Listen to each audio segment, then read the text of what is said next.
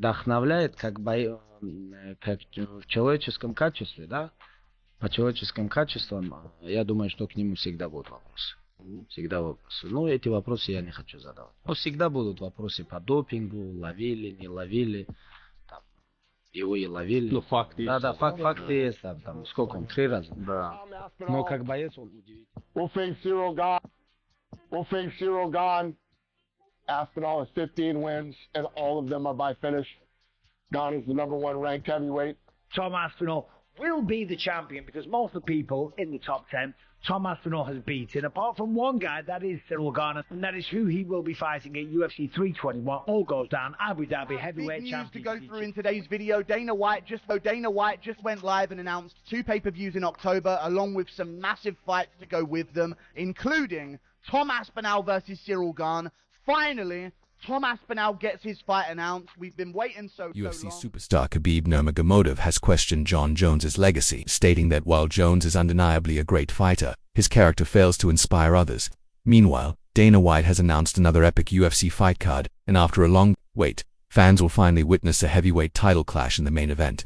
Following Jon Jones's retirement, current heavyweight champion Tom Aspinall is set to defend his title against French contender Ciryl Gane at UFC 321. Scheduled for October 25th in Abu Dhabi, UAE. October 25th, Etihad Arena in Abu Dhabi. Tom Aspinall will face Ciryl Gane. Aspinall has 15 wins, and all of them are by finish.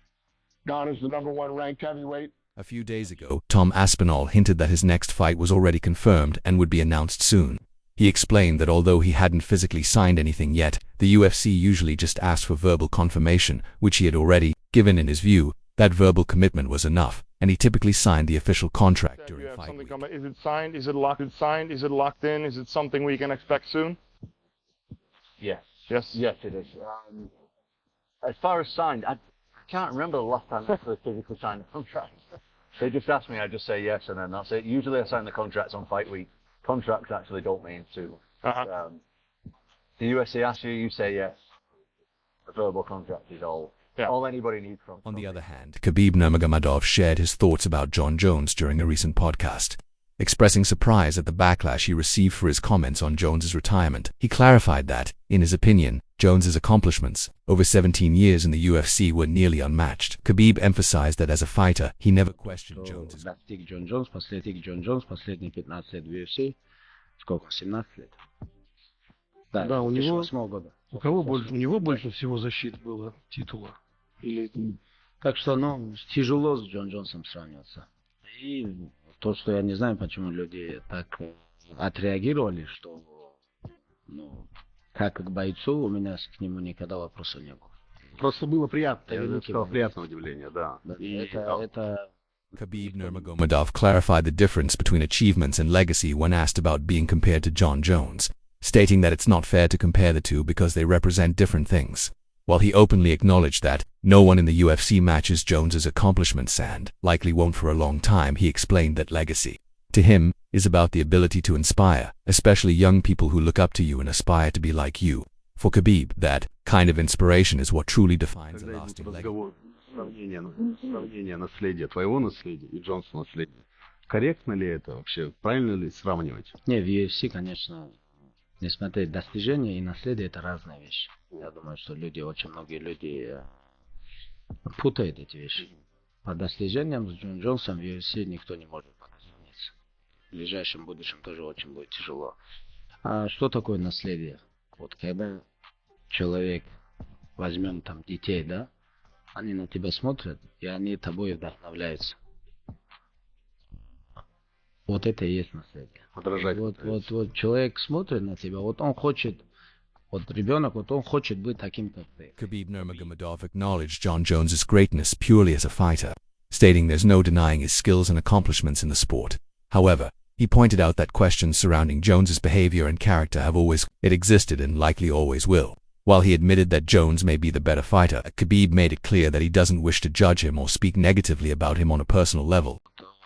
К Джон Джонсу всегда были и будут вопросы в плане его поведения, человечности и так далее. Мы же этот момент не обсуждаем. Мы обсуждаем его величие, его бойца. Как боец он лучше.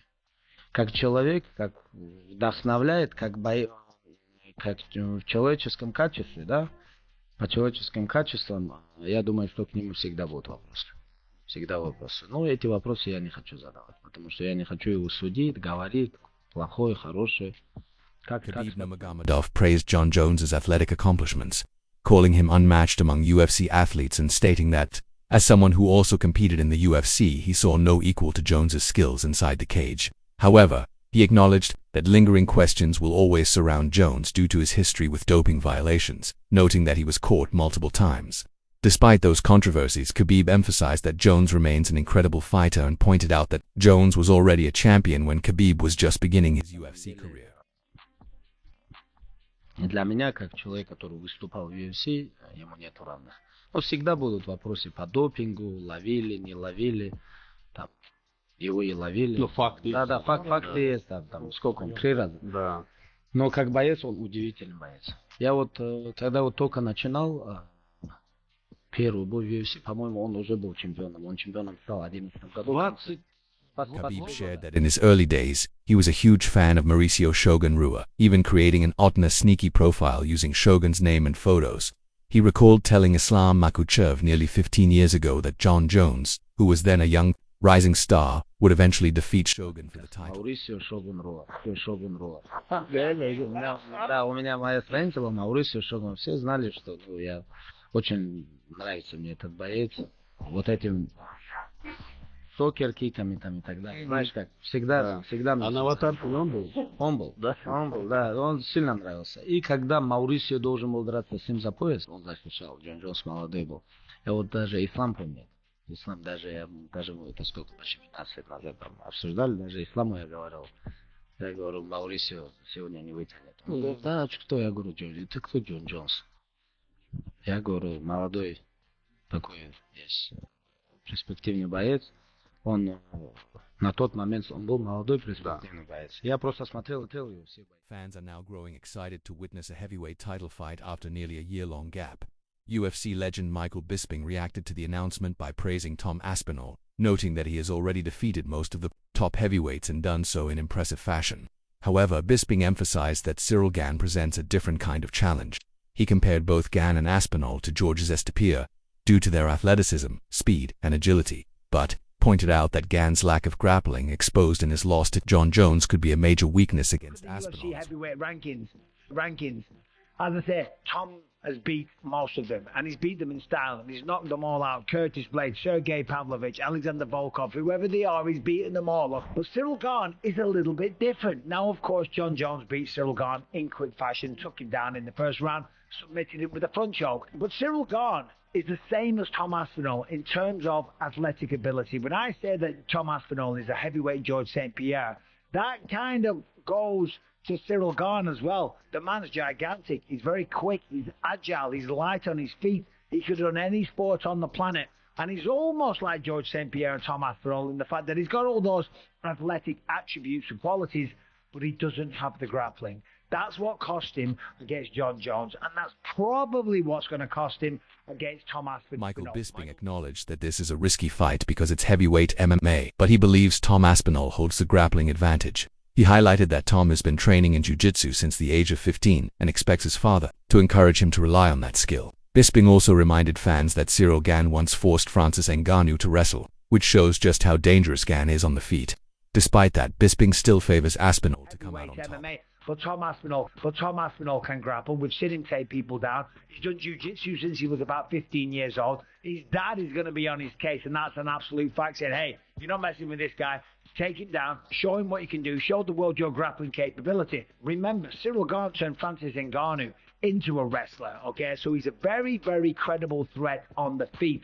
But of course, I do fancy Tom Aspinall to get the job done. Senior MMA journalist Ariel Helwani also discussed Tom Aspinall making his first official title defense against Ciryl Gane, noting that the two had been linked to a potential matchup for years. He revealed that Aspinall pushed for the fight to take place in Abu Dhabi due to favorable taxes and its proximity to home, and the UFC ultimately agreed to his request. His undisputed gold, technically for the very first time, against the pride of France, the French prince himself, Bon Gamin himself, the one and only Ciryl Gane. These two have been going back and forth for the better part of 2, maybe 3 years, well, this was the fight that we all thought was going to happen in Tom's official first title defense, and so it is in fact going to happen. Tom wanted to fight in Abu Dhabi.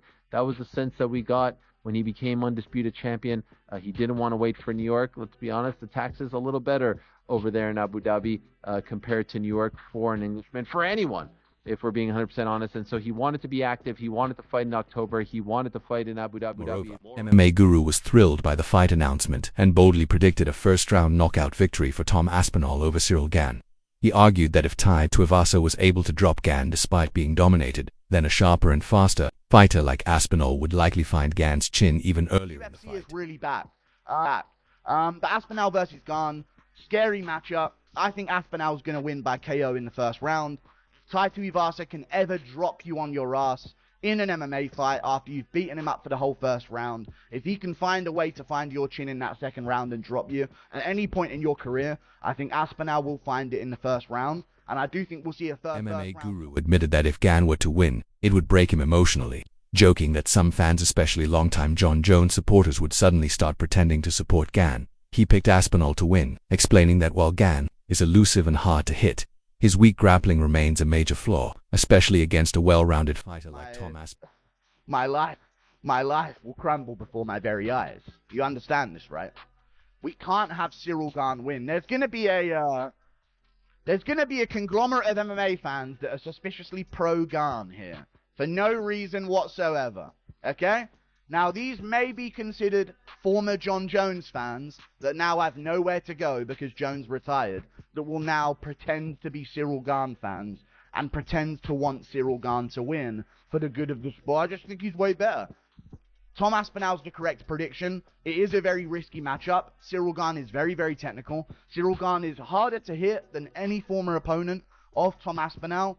I just think his grappling is a weakness, and he'll be thinking about that in the fight with Tom. And while you're thinking about that, you've also got to think about being knocked out with any punch you get hit with. Meanwhile, just a few days ago, Jon Jones revealed that he had officially come out of retirement not for titles or money, but for something greater. He shared that the idea of fighting at the White House, as proposed by Donald Trump, reignited his motivation. As a proud American with strong ties to the military, Jones said the opportunity to represent and entertain the nation on such a historic stage meant the world to him. He wanted to have a fight at the White House Garden. That just seems like such a huge opportunity. I'm a very proud American. I have a lot of close friends that are in the military. This is my act. I can't call it service, but to be able to entertain the country and the world at this level at the White House, it just means the world to me. So I'm back. I can't risk putting him in big positions in a big spot and have something go wrong, especially the White House. Jon Jones stated that he was open to fighting Tom Aspinall at the UFC White House event, but only if he still held the championship. He expressed a strong belief that he would be part of that historic card and made it clear he was interested in the matchup as long as the title remained in his possession. However, Dana White shut down the idea of Jones competing at the upcoming White House event, emphasizing that the event wasn't about championships. Despite Jones's willingness to face whoever held the belt at the time, Dana explained that he couldn't take the risk of putting Jones in such a high-profile spotlight where things might go wrong, especially on a stage as significant as the White House. Winning the belt. I thought about him.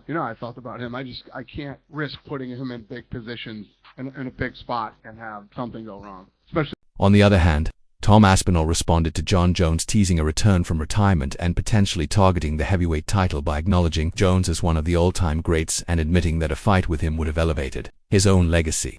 However, Aspinall emphasized that his primary goal had always been to become UFC champion and that goal had already been achieved. Is the undisputed title. That's really what I was chasing the whole time. I was never really chasing one guy. Jon Jones was always just a bonus because of the stuff, because of the resume that he's got and because of the name that he has and the status that he holds within the sport. Like, so well respected. However, Daniel Cormier believed that Jon Jones didn't need Tom Aspinall to cement his legacy, but that Aspinall needed Jones to complete his own. He explained that, much like his own journey, Aspinall could become the undisputed champion, but without defeating Jones, there would always be a gap in his resume. Cormier also compared the situation to Francis Ngannou, who left the UFC, made big money, and broke the lineal title chain without ever facing Legacy Jones. Doesn't need Tom Aspinall as Tom Aspinall. I don't think he does. He does, bro. He doesn't. You know why? Why? And I'm only telling you this from a guy that lived in that world, right?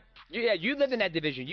I also never beat him. Yeah. And I had no matter what I did going forward, it was always that, well, he never beat Jon Jones. Tom Aspinall is going to get that belt, and there's going to be a gap, right? That lineal championship breaks. That line breaks when Tom goes from interim to champion.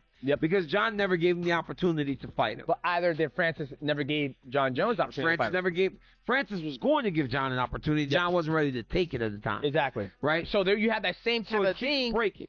Francis left. Made a boatload of money. So in retrospect, Francis probably made the right decision because he got paid so much money to box. Exactly. Meanwhile, Matt Brown, a longtime admirer of Jon Jones, questioned the optics of Jon's recent actions, feeling that the focus on a potential White House fight seemed more like a distraction than a legitimate reason to avoid facing Tom Aspinall. While he acknowledged Jones's toughness and legendary status, Brown admitted that the timing and excuses made the situation look suspicious, giving the impression, intentional or not, that Jones might be dodging the challenge. "I'm as big a Jon Jones fan as anybody, and I've always defended him," Brown said. "He's not afraid of Tom. He's willing to fight anybody, but it's hard not to fall into that narrative here. Fighting at the White House. That doesn't do it for me. You tell me there's a fight at the White House. I'm like, cool. If it happens, great. If not, whatever. A fight's a fight. This looks bad in my opinion. And I've got the most respect for Jon. The dude was kicking people's asses while on cocaine. Respect. Jon, you're a bad, but this looks like ducking." However, Dana White dismissed the idea that Jon Jones was ducking Tom Aspinall, firmly stating that aside from the Ciryl Gane incident years ago, Jones has never avoided any opponent. While unsure of what caused Jones to step back from this particular matchup, Dana noted that Jones is now 38 and suggested that only Jon himself could explain the shift in direction. So guys, please subscribe to my channel for more updates and breaking news. Thank you.